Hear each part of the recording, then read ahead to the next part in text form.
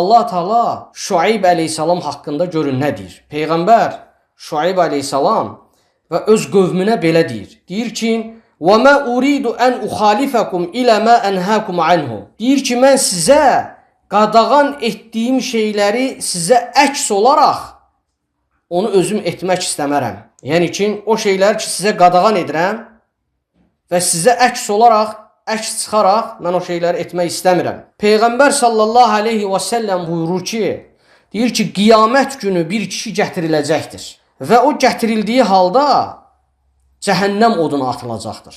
Cəhənnəm oduna atılandan sonra diqqət edin nə deyir? Deyir ki, onun deyir bağırsaqları töküləcək. Onun bağırsaqları çıxarılıb yerə töküləcəkdir. Və sonra hədisdə buyurur ki, Peyğəmbər sallallahu aleyhi və səlləm dəyirmanın ətrafında uzunqulağın fırlandığı kimi fırlanacaqdır. Cəhənnəm əhli deyir, o insanın yanına gəlib ona belə deyəcəklər. Ey filan kəs, sənin halına nə olub belə? Məyər deyir ki, sən bizə yaxşı işlər görməyi əmr etmirdinmi? Eyni zamanda bizə pis əməllərdən uzaq durmağı əmr etmirdinmi? Hədisin şiddətinə baxın. Və o şəxs belə deyəcək.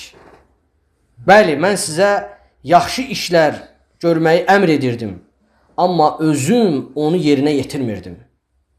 Və sonra buyurur ki, və eləcə də sizə pis əməllər etməyi qadağan edirdim, amma özüm o pis əməlləri yerinə yetirirdim. Ona görə əziz qardaşlar, əziz müsəlmanlar, hər bir insan bu həm elmi daşıyan insanlara aiddir və həm də hər bir müsəlman özünə görə olan biliyə, bilgisinə, şəriətdən olan elminə aiddir. Əgər o bildiyi bilgiyə əməl etmirsə, ona da şamildir.